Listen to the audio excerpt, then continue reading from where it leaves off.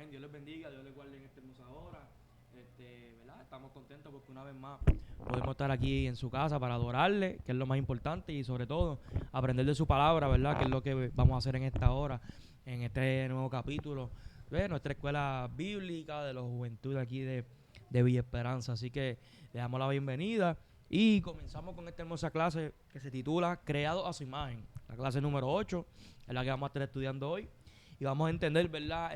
Cada uno de los detalles que el Señor nos entregó en el principio, ¿verdad? Cómo fuimos creados, cuál fue el propósito por el cual fuimos creados, y vamos a ver cada una de estas cosas, ¿verdad? Y sé que vamos a gozarnos en esta hermosa mañana. Así que la base bíblica se encuentra en Génesis capítulo 1, del versículo 1 al 4, y también brinca versículo 26 y 28, y utilizamos también el capítulo 2, versículo 7 y 8. Amén. La idea principal de esta clase es: el ser humano no es producto de la casualidad, sino que ha sido hecho según un diseño especial de Dios. ¿Cuántas veces nos hemos preguntado por qué razón yo estoy en este mundo?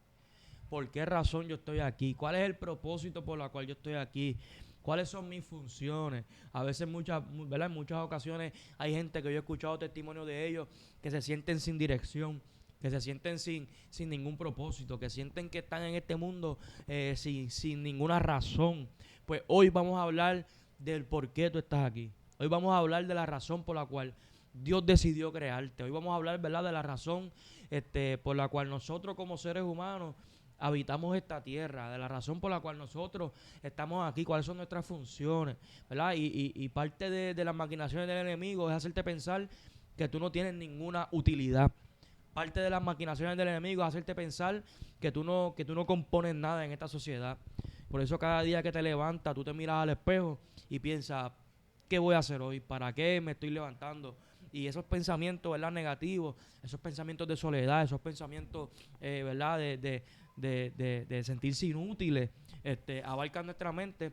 Pero hoy vamos a saber la razón por la cual estamos aquí, y eso va a abrir paso a que nos sintamos, ¿verdad?, con una identidad. Y eso es lo más importante, sentirnos con identidad. Esta mañana hablábamos, ¿verdad?, que somos real sacerdocio, que somos pueblo escogido por Dios. Y en base a eso podemos entender que tenemos funciones, que tenemos propósito. Gloria al nombre del Señor, aleluya. Así que nuestra hermana Abigail está con nosotros y ella nos va a ayudar leyendo los propósitos en esta hora. Amén. Los propósitos son tres. Número 1, entender cuál fue el propósito de Dios al crear la raza humana. Número 2, reconocer que el ser humano es una creación especial con características divinas. Y número 3, poder apropiarse de la vida en Cristo, que es el nuevo hombre creado por Dios. Amén. Poderoso Dios. Amén. ¿Qué nos puede decir sobre eso? Vamos a la introducción. Es que ya lo que mencionaste pues abarcó todo. Vamos a la introducción, que dice: ¿cómo apareció el hombre en este mundo? ¿Cuál es el origen de la raza humana? Estas han sido siempre grandes interrogantes del ser humano. El hombre siempre se ha esforzado por encontrar una respuesta, pero nadie ha sido capaz de hallarla, porque la respuesta la tenemos solo en la revelación de la palabra de Dios. La Biblia enseña con claridad la doctrina de la creación especial. Y creó Dios al hombre a su imagen conforme a su semejanza. Los evolucionistas niegan la idea de la creación, pero nadie presta ya atención a esta increíble teoría. Hay una cima impasable entre los animales y el hombre, entre el animal más inteligente y el más ignorante de los hombres. No hay animal alguno que emplee herramientas, que haga fuego, que se exprese mediante un lenguaje elocuente, que cree y modifique su entorno y que tenga la capacidad de conocer lo espiritual. El mono más inteligente es solo animal. El hombre más degradado es, sin duda, aún un ser humano. Amén, poderoso Dios. Vamos a la lectura bíblica que se encuentra en Génesis capítulo 1, que dice: en el principio creó Dios los cielos y la tierra estaba desordenada y vacía, y las tinieblas estaban sobre la faz del abismo, y el Espíritu de Dios se movía sobre la faz de las aguas. Y dijo Dios: sea la luz, y fue la luz. Y vio Dios que la luz era buena, y separó Dios la luz de las tinieblas. Vamos a los versículos 26, 27 y 28, Entonces dijo Dios, hagamos al hombre a nuestra imagen, conforme a nuestra semejanza, y señoree en los peces del mar, en las aves de los cielos, en las bestias, en toda la tierra, y en todo animal que se arrastra sobre la tierra. Y creó Dios al hombre a su imagen, a imagen de Dios lo creó. Varón y hembra los creó. Y los bendijo Dios y les dijo, fructificad y multiplicaos, llenad la tierra y sojuzgadla. Y señoread en los peces del mar, en las aves de los cielos y en todas las bestias que se mueven sobre la tierra. Vamos al capítulo 2, versículos 7 y 8. Entonces Jehová Dios formó al hombre del polvo de la tierra y sopló en su nariz aliento de vida, y fue el hombre un ser viviente. Y Jehová Dios plantó un huerto en Edén, al oriente, y puso allí al hombre que había formado. Amén. Poderoso Dios. Amén, gloria al Señor, aleluya. Cuando estudiamos un poquito de historia, nos damos cuenta que, ¿verdad? Hombres brillantes y mujeres, ¿verdad? Han hablado respecto a su opinión, ¿verdad? De lo que es la creación del universo, la creación del hombre, y han dado ¿verdad? Sus opiniones respecto a estos temas. Una de las más, ¿verdad? Común y más hablada es lo que nosotros conocemos como la teoría del Big Bang. ¿Y qué es la teoría del Big Bang? La teoría del Big Bang establece que el universo, ¿verdad? Y su espacio estaba creado y en ello, en este espacio se movían un sinnúmero de partículas, ¿verdad? Pero que, valga la aclaración, que era un universo numérico, era sumamente espacioso, expansivo, ¿verdad? En cuanto a medidas, no lo podemos medir físicamente porque era súper grande. Pero en ese universo súper grande y en ese espacio, ¿verdad? Que narran cada una de estas personas, ellos expresan que dos moléculas, valga la casualidad, chocan entre sí y esto provoca una fuerte explosión, y de la cual sale a causa de esta explosión, ¿verdad? Todo lo que conocemos hoy como mundo. La ciencia ha establecido en múltiples estudios que cuando hablamos de lo que es la materia prima, o sea, la Tierra, concluye que una materia tiene que ser creada de otra materia. O sea, en otras palabras, que algo no puede producir, o sea, nada puede producir algo.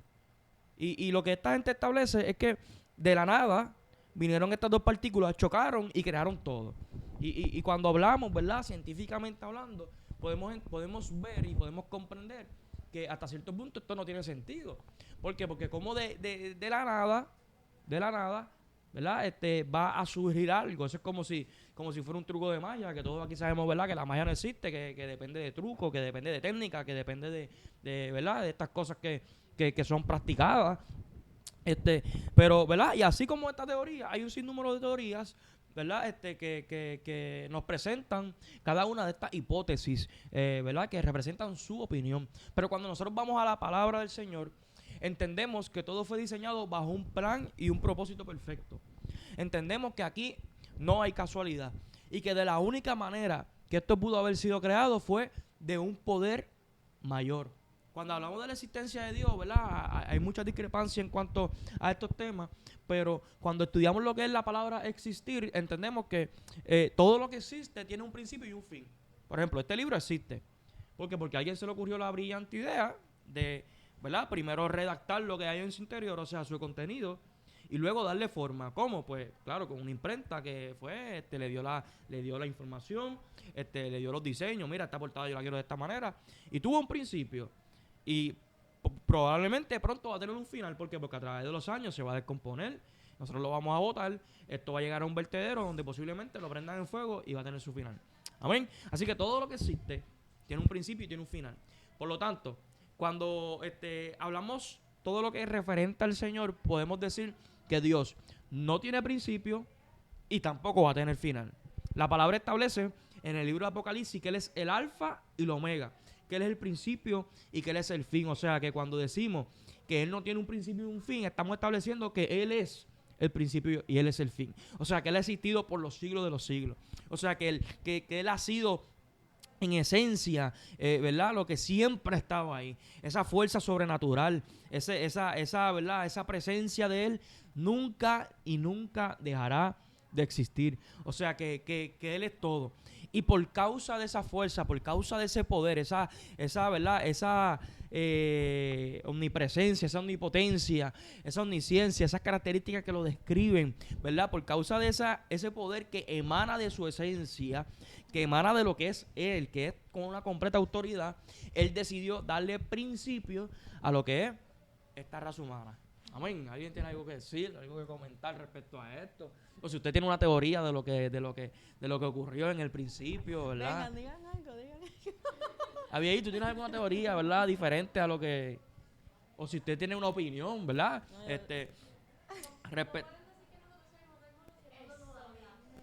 Amén. Dale ese micrófono a la hermana. Eso iba a decir que yo no parezco.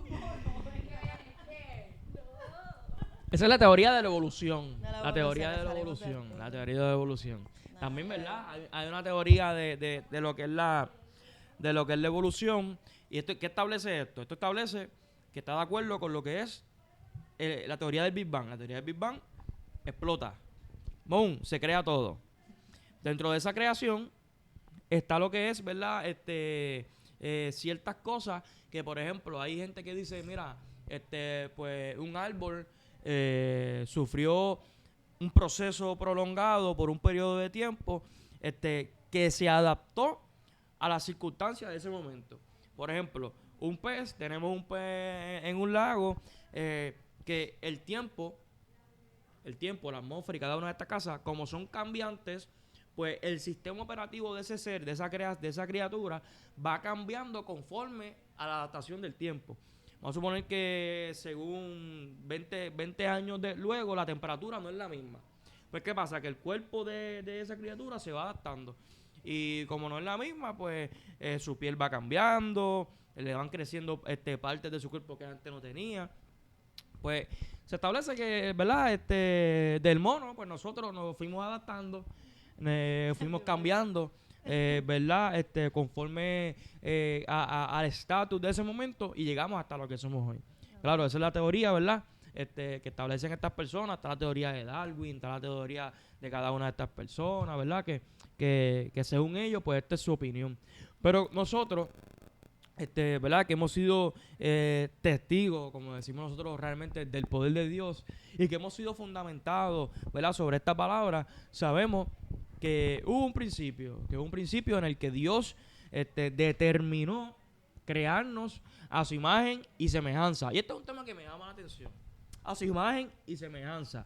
Dice la palabra del Señor, ¿verdad? Que en el versículo 26, que el Señor Dios dijo, entonces hagamos al hombre a nuestra imagen conforme a nuestra semejanza y señoree en los peces del mar, en las aves de los cielos, en las bestias en toda la tierra, y en todo animal que se arrastra sobre la tierra. Cuando el Señor, ¿verdad? Establece y dice esta palabra, hagamos al hombre a nuestra imagen y semejanza. ¿Qué usted piensa?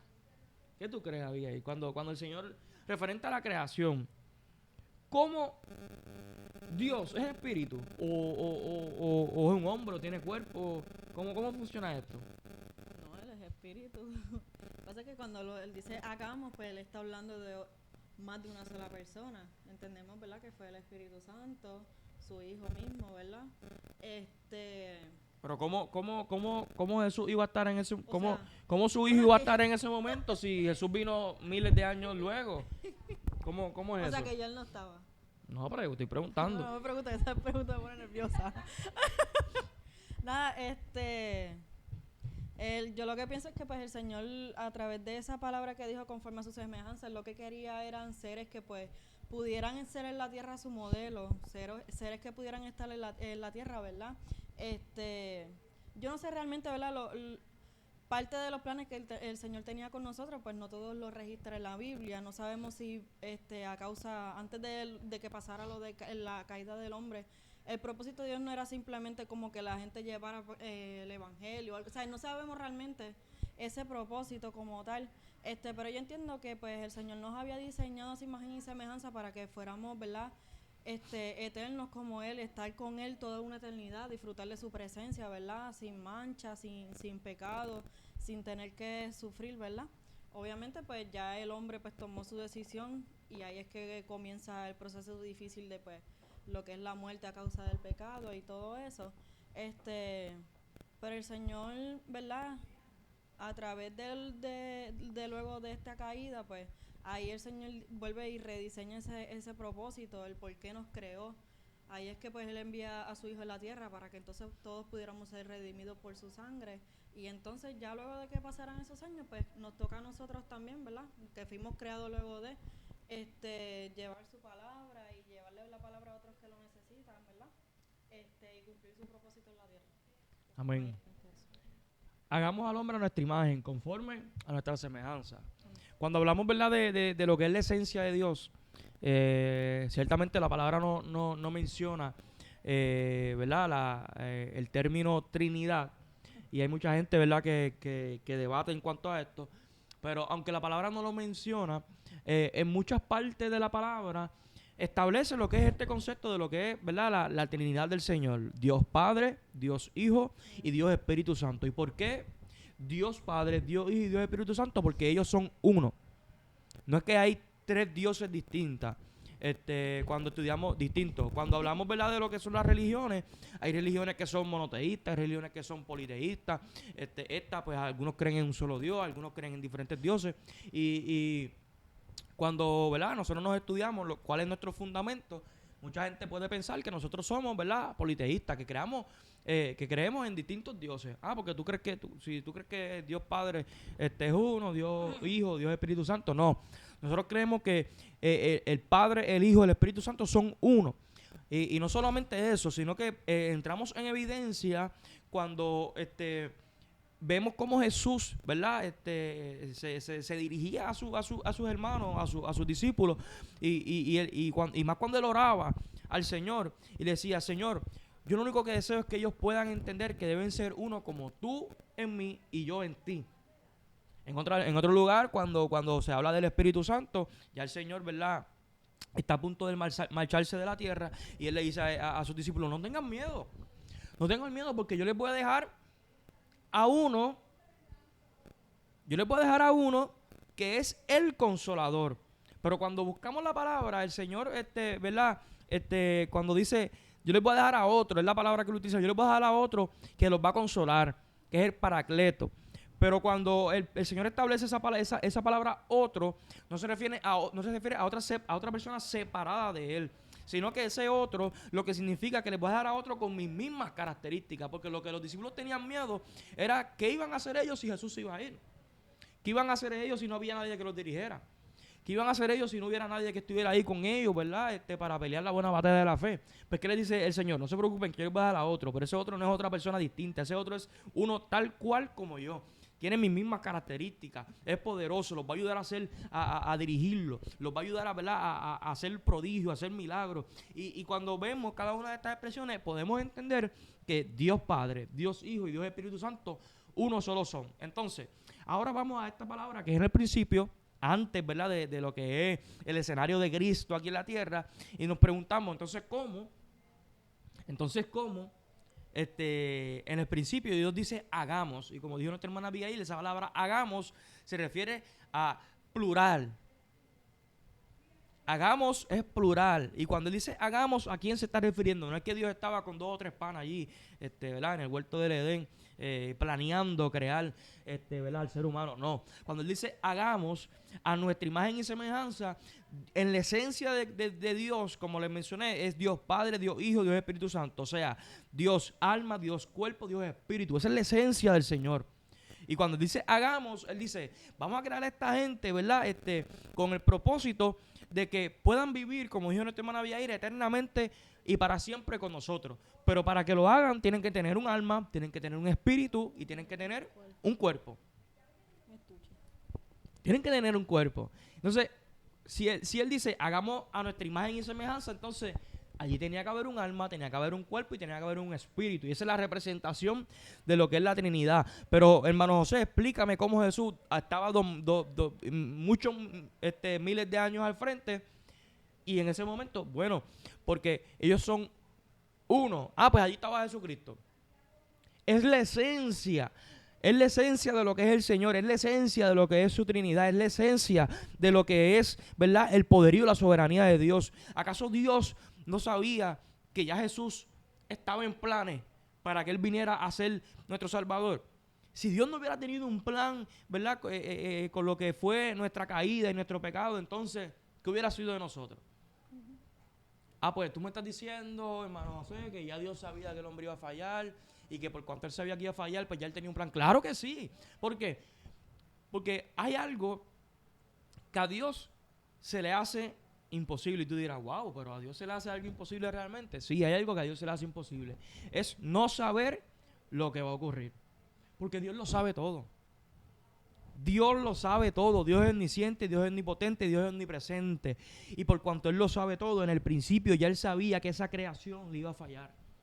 Ya Él sabía que esa gente, ¿verdad?, iba a despegarse de lo que es el propósito por lo cual fue creado. Por lo tanto, ya el plan de Jesucristo estaba desde el principio.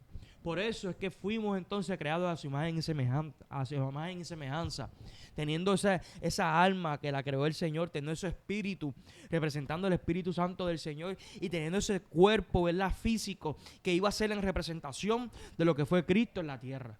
Por eso, ¿verdad? Usted se pregunta, pero entonces ahí en la salsa, cuando vemos cómo Dios se le reveló esa teofanía, ¿verdad?, de lo que es la manifestación de Dios en el Antiguo Testamento, cómo Dios se le presentó a Moisés. Y la palabra establece que cuando Moisés estaba, ¿verdad?, ya culminando este proceso para irse, dice que él vio las espaldas de una figura, ¿verdad?, que se le presentó. Entonces, ¿cómo Moisés iba a ver, ¿verdad?, a Dios, que es espíritu, en esta salsa, ¿verdad?, en representación de lo que pudo ver en sus espaldas, que sabemos que es que no hay ojo que pueda ver, no hay ojo del ser humano que pueda ver a Dios, porque dice la palabra y establece que morirá, ¿verdad? Porque la gloria es tan y tan grande que no podemos resistirnos ante su presencia. ¿Qué fue lo que vio Dios, Moisés en ese lugar? Fue la misma esencia de lo que iba a ser Jesucristo, ¿verdad?, con nosotros, cuando Él iba a venir a dar su vida por cada uno de nosotros. Así que hemos sido creados a su imagen, hemos sido creados a su semejanza. ¿Pero con qué propósito? ¿Con qué propósito? Y eso, ¿verdad?, es parte de lo que vamos a estar hablando hoy en el desarrollo del estudio, que ese primero dice que fuimos creados con un propósito. Así que le pasáselo a Débora, que Débora que como que tiene ganas de hablar. Yo la veo así con la cara que tiene ganas de hablar. El punto número A dice: Dios creó al hombre para compartir su amor. Esto se encuentra en Isaías 43:21.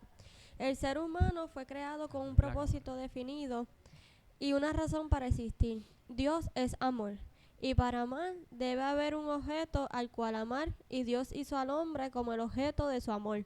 Por tanto, Dios creó al hombre para compartir su abundante amor a través del compañerismo y la comunión con él. Adán no tenía que preocuparse por lo que habría de comer, por lo que habría de vestir o dónde habría de dormir, ya que Dios había provisto para que todas sus necesidades estuvieran satisfechas. Sin embargo, Adán y Eva desobedecieron y fueron echados del huerto del Edén, haciéndose indignos de ese amor. Amén. Cuando aquí menciona Dios creó al hombre para compartir su amor, eso es un gesto, ¿verdad?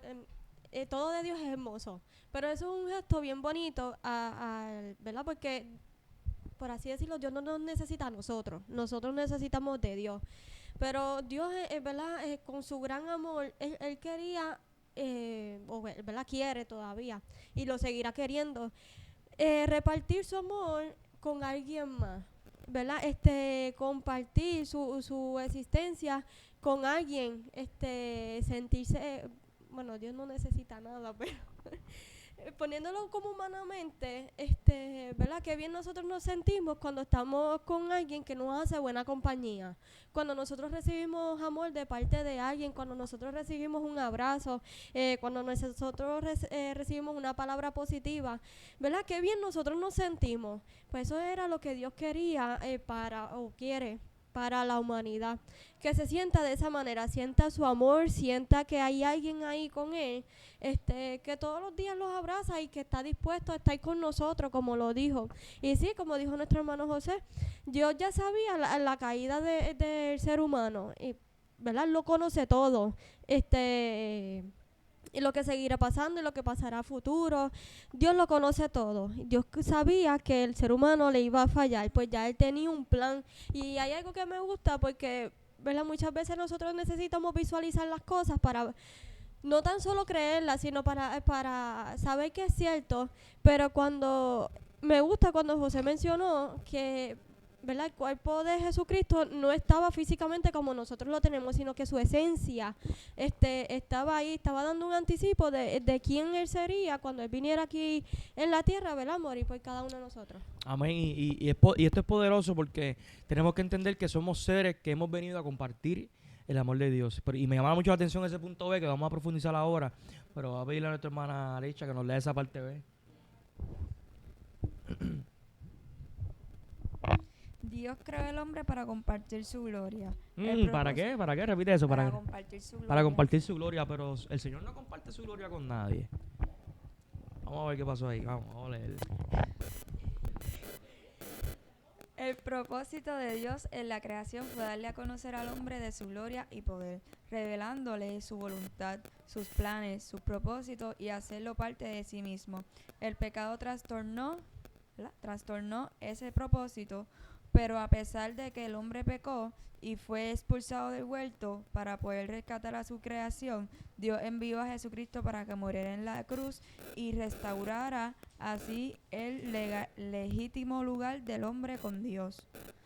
En tercer lugar, Dios creó al hombre para su alabanza.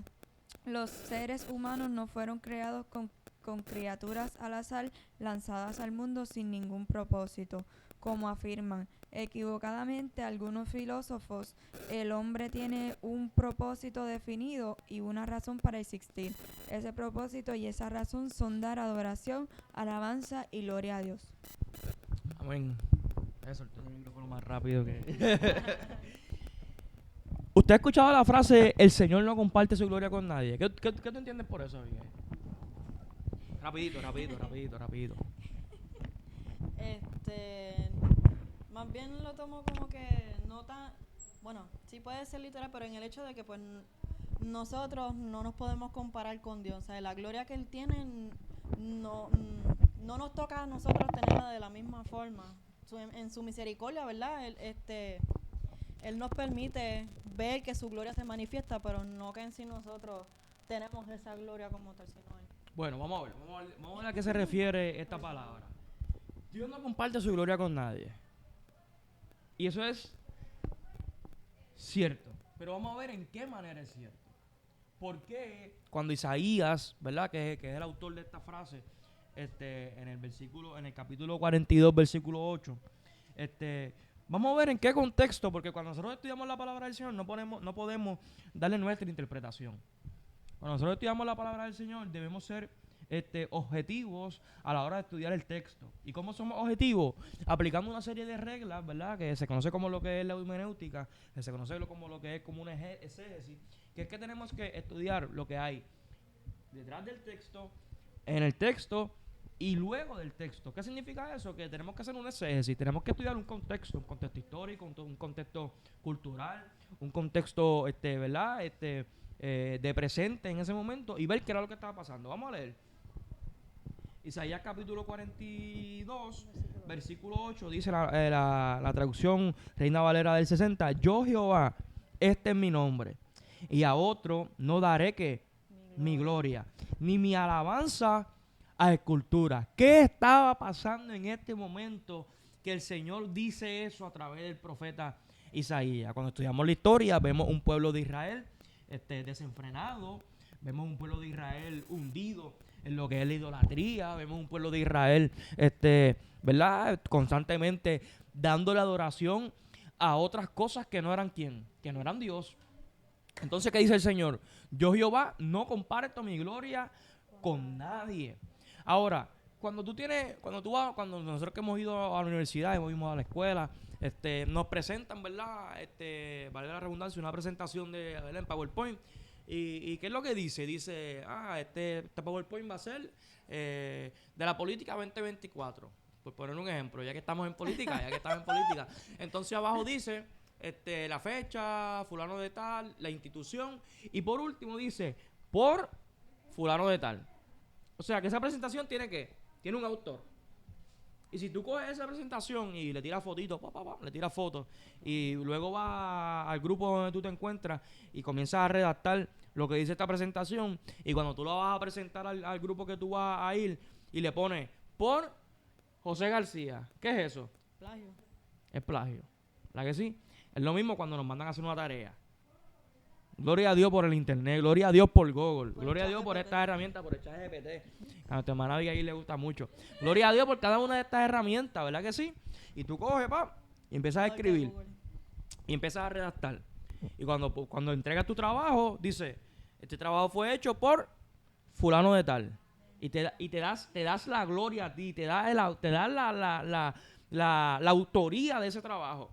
Pero si hay algo que nos enseñaron, en la escuela, es que cuando tú haces un trabajo, además de decir, ¿verdad? Que no toda la información es redactada por ti, hay una parte que son las referencias. Y en la referencia tú pones que esta información yo la saqué de tal lugar, de tal otro lugar, de tal otro lugar. ¿Por qué? Porque reconocemos que lo que hay ahí puede ser idea mía, como también puede estar mezclado y venir con un mensaje que no es mío, pero que yo voy acorde con ese mismo mensaje. Pues, ¿qué pasa? Dios, cuando dice que no comparte su gloria con nadie, Él establece que a quien único le pertenece es a quién. Es a Él. No es a más nadie. Pero imagínense si Dios no compartiera su gloria con nosotros. ¿Qué seríamos de nosotros? Si nosotros no pudiéramos sentir su presencia, si nosotros no pudiéramos experimentar lo que es experimentar lo que es su gloria en nuestra vida, ¿cómo nosotros no pudiéramos vivir? Pero es diferente cuando nosotros decimos, Señor, gracias por tu presencia y sé que la gloria siempre va a ser tuya. Él comparte su gloria con nosotros. Lo que pasa es que en este momento histórico en el cual el profeta Isaías está escribiendo, él tenía que dejar claro a los israelitas que quien único merecía que nuestra adoración era ¿quién? Dios. Porque ellos estaban sumergidos en esta idolatría, en esto, ¿verdad? Que desagradaba a Dios, y era necesario dejar claro que el autor de esa gloria, ¿quién era? Es Dios. Pero eso no significa que nosotros no podemos ser partícipes de ella. Claro, en nuestra hoja de referencia siempre va a estar ¿qué? La gloria siempre es del Señor. Pero nosotros somos partícipes de esa gloria. Claro que Dios comparte su gloria con nosotros. Porque si no fuera por eso, cuando nosotros fuéramos a predicar, entonces nadie pasara al frente. Cuando nosotros fuéramos a tocar en otras iglesias, pues la presencia del Señor no se sintiera. ¿Por qué? Porque todo eso es parte de la gloria del Señor. Si la gloria de Dios no estuviera con nosotros, no pudiéramos ver milagros en nuestras vidas, no pudiéramos ver milagros en nuestros hermanos.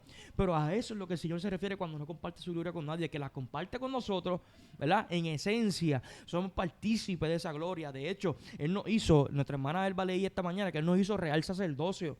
No es su gloria a nosotros pertenecer a ese reino. No es su gloria a nosotros pertenecer a esa magnificencia, a ese poder, a ese poderío. Pertenecemos ahí, somos partícipes, lo podemos usar, pero siempre vamos a reconocer que no nos pertenece.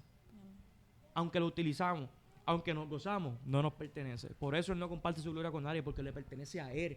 Pero sí somos partícipes, sí nos glorificamos, sí, ¿verdad? Le damos gloria al Señor por su presencia, y eso es bien importante reconocerlo.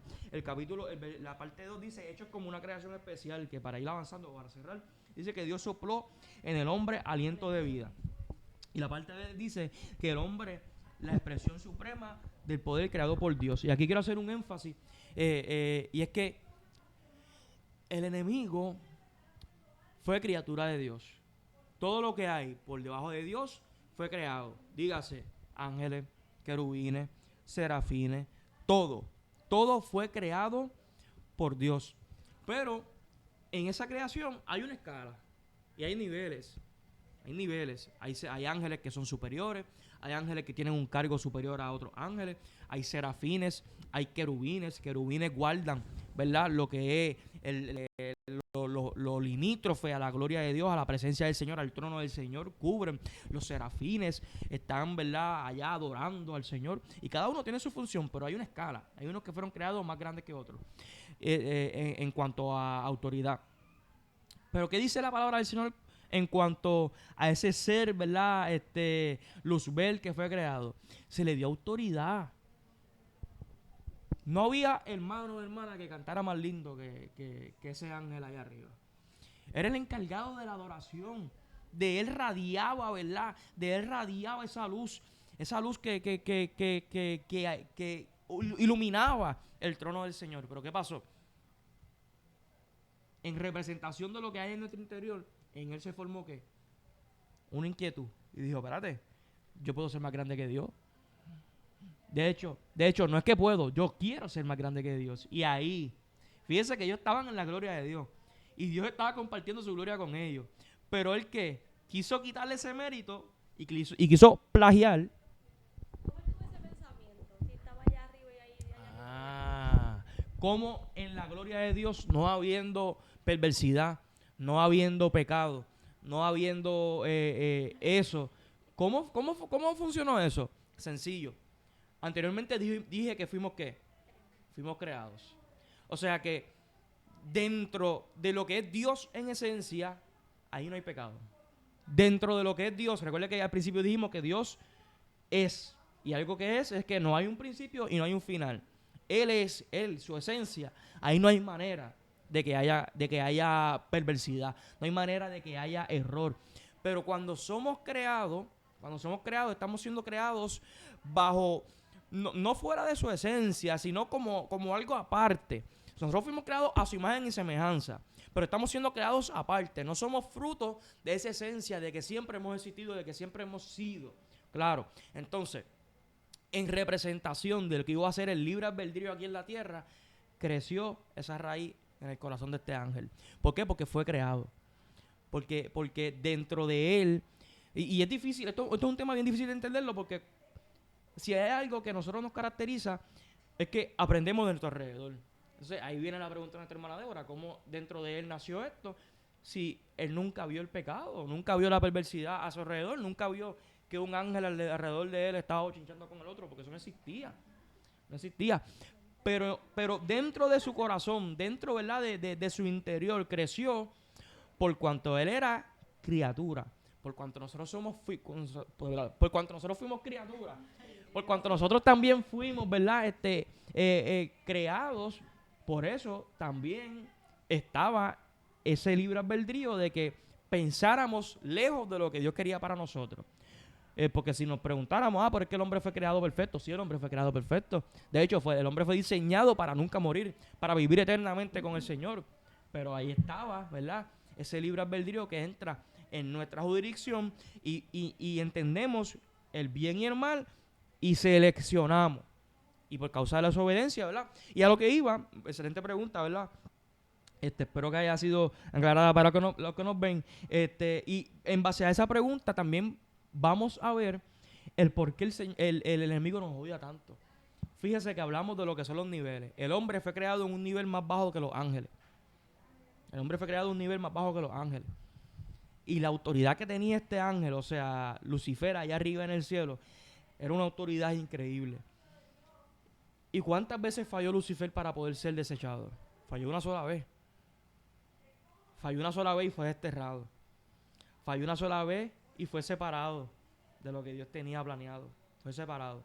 Y ahora él entra en una función, ¿verdad?, de que claramente no tiene ya salvación por lo que hizo, pero nosotros que fuimos creados a su imagen y su semejanza, fallamos una y otra vez, pero por causa de la gracia del Señor, por causa de la sangre poderosa, por causa de esa sangre que cada día nos redime, Él nos mira y dice, pero como tú, que fuiste creado bajito, mira ahí, más bajito que yo que tuve autoridad en mis manos, yo que tuve poder, yo que tuve la oportunidad de adorar, de ser encargado de adorar al Señor allá arriba en los cielos, y tú que fuiste creado con un nivel más bajo que el mío, falla y falla y falla, y aún Dios te sigue perdonando. Qué privilegio tenemos nosotros tan grande de poder adorar al Señor.